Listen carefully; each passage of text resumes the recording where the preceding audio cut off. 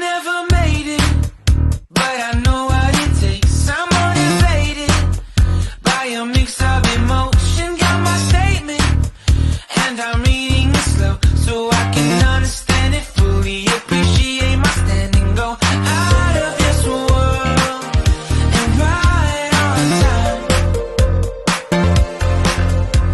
Oh, never in my life have I seen the sky light up like this. I'm far away from Earth and I wanna know if you exist. Mission control, do you read me? Send me my coordinates lately. Mission control, am I drifting? Tie me to someone who will love me. Yeah, wait, I think I'll last a bit long. Welcome everyone. Welcome everyone. Welcome everyone to another Ref Brandon and the Todd Family YouTube video. Wherever you are, whatever you may be doing, thank you so much for making Ref Brandon and the Todd Family a part of your day. We always greatly appreciate it.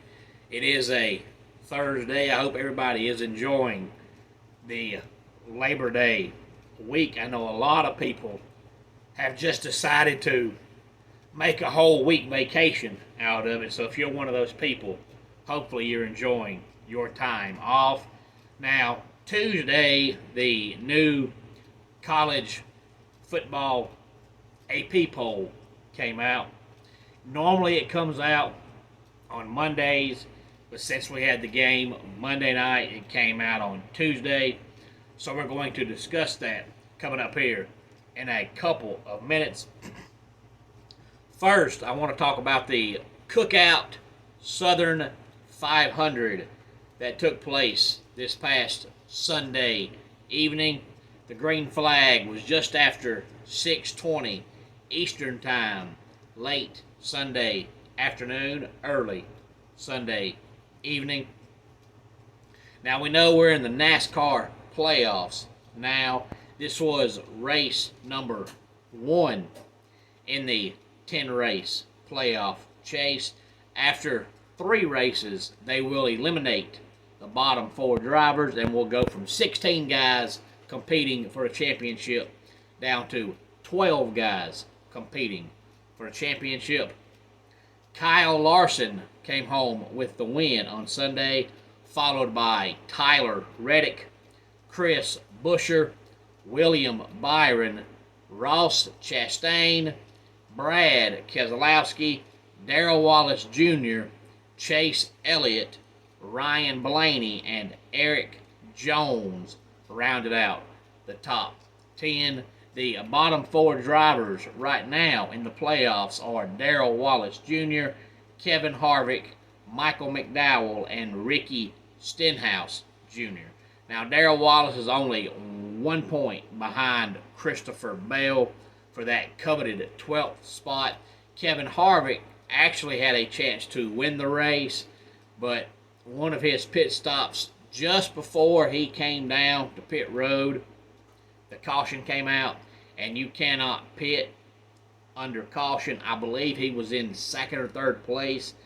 If he would have just came down pit road and gone pit road speed, but not stopped and just went pit road speed through the pits and got back on the racetrack, he probably would have gone from 2nd or 3rd back to about 15th. But he went ahead and stopped anyway. Not sure if that was his decision or the crew chief's decision, but he restarted about 25th and he just never recovered.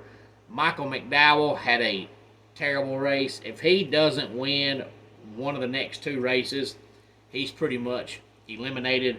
But the other 3 guys just need to have top 10s in both races and hope a couple of the guys right above them have bad races. But right now the bottom 4 are Darrell Wallace Jr., Kevin Harvick, Michael McDowell, and Ricky Stenhouse Jr. Now, Darrell Wallace and Kevin Harvick are the only 2 that made the playoffs that did not win a race this year. So they really need a win, because after a while, missing those points from not winning a race. We'll catch up with you.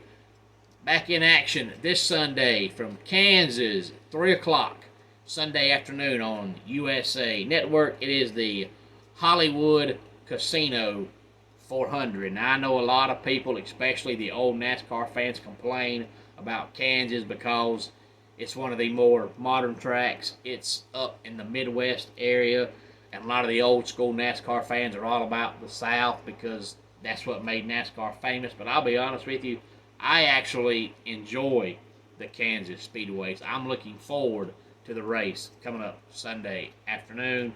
Now let's talk about the college football AP poll.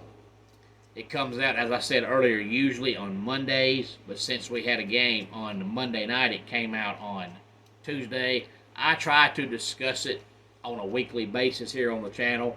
I don't care anything at all about polls until at least week 5, if not week 6, because to me they mean nothing, because a lot of it's based on how you did last year, and a lot of it's based on the kind of talent you have. But you can be really crappy one year and be good the next year, or vice versa.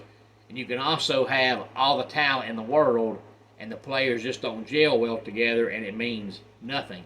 You can also have a roster full of 2- and 3-star players that give their all and be a top 10 team. So I like to see what my eyes show me, not what the stats might say you're going to do. But I know a lot of people care about the AP poll, so let's go ahead and talk about it. Georgia is the number 1 team in the country. Michigan, number 2. Alabama, number 3. Florida State and Ohio State round out the top 5. We have USC, number 6. Penn State, 7. Washington, 8. Tennessee, 9. And Notre Dame, 10. Number 11 is Texas. Number 12, Utah. Number 13, Oregon. LSU and Kansas State get us through the top 15. Then we have Oregon State, North Carolina, Oklahoma, Wisconsin, and Ole Miss, 16 through 20. And then 21 through 25 is Duke, Colorado, Texas A&M, Tulane, and Clemson.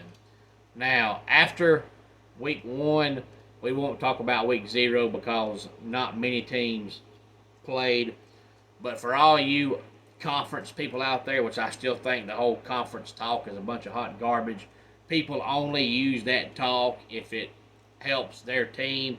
If it benefits your team, you're all about conference. If it doesn't help your team, you don't care. But after week 1, the best conference was the Pac-12. They were the only conference that went undefeated in week 1 and did not lose a game. But I won't say any names, but I will tell you that a certain awesome, handsome, good-looking man named Brandon Todd tried to warn people before the season started that the Pac-12 has some really good football teams this year. So maybe people will start to come around and see that. But I always say when I do the AP poll that to me, my biggest problem with it is I don't care if you're going to release one. It gives the football fans something to talk about. But you shouldn't keep a team where they're ranked because they won. And you shouldn't drop a team a long way because they lost. Now, when you play a football game, somebody has to lose. And to me, sometimes you'll see one team be ranked 3rd and they'll lose, but they won't fall past about 7th. And then you'll see a team ranked 11th or 12th and they'll lose and they'll fall to 30th. To me, if a team is going to fall because they lost, you should both fall 10 spots, 12 spots, not one fall 5 and one fall 20. And there's too many times you see teams that stay where they are because they won. To me, the poll should be based on a weekly basis. Right now, based on what I saw with my 2 eyeballs week 1, the best team in the country is Florida State. But does that mean they've got to be the best team next week? No. But in week one, they were the most impressive team based on who they played. Were there other teams that had bigger wins as far as in blowout fashion? Absolutely. But I'm going to put more stock in Florida State beating LSU by 21 than I'm going to put in Oklahoma beating some nobody by 73. I'm sorry, 21 points is not as much as 73, but the opponent should matter to a certain extent. So based on who they played, right now, Florida State is the best team in the country. That might change next week.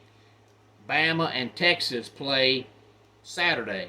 If they play and whichever team wins, if they win by 20 plus points, then next week they're the best team in the country. You should base it on who you played that previous weekend. Georgia shouldn't be number one because they came out number one and they won. To me, that's being lazy and not doing your homework. You should watch all the games. And if you rank a team in a certain spot and they don't move at all because they won, but another team won more impressively, you're being lazy. That's not doing your homework. To me, that's my biggest problem with the polls. If you want to put them out, but change it on a weekly basis based on who plays and who won in a more impressive fashion. After week one, Florida State has the best win in the country. Now, they might have the best win in the country all year long, but if they lose, that changes. But if you have the best win in the country and you ain't lost, then you're the best team in the country. So after week one, the best team right now is Florida State. Now, Florida State and Clemson play 2 weeks from Saturday on the 23rd. A lot could change. Clemson is the home team. That might give them a little bit of an edge. But if I had to pick right now who wins that game, I'd pick Florida State by 2 touchdowns and wouldn't hesitate. But a lot can change between now and then. But as of right now, I'll say Florida State beats Clemson by 14 points, 20 points. That'd be my prediction as of now, but we'll see how I feel as the game gets closer. But right now, in my personal opinion, Florida State is the best team in the country. Any thoughts on any of this, please feel free to let me know. Homes for Our Troops is a publicly funded 501c nonprofit organization that builds and donates specially adapted custom homes nationwide for severely injured post 9/11 veterans. Since the 2004 inception, nearly 90 cents of every dollar spent has gone directly to our program services for veterans. Visit at hfotusa.org. Let's go ahead and get our dad joke of the day in here. What is an astronaut's favorite part of a computer? The space bar. And that does it for today's Ref Brandon and the Todd Family YouTube video. Until next time, it's Ref Brandon saying, just like in pro wrestling, life can be over by the count of 3. Tell your friends and family how much you love them. Bye.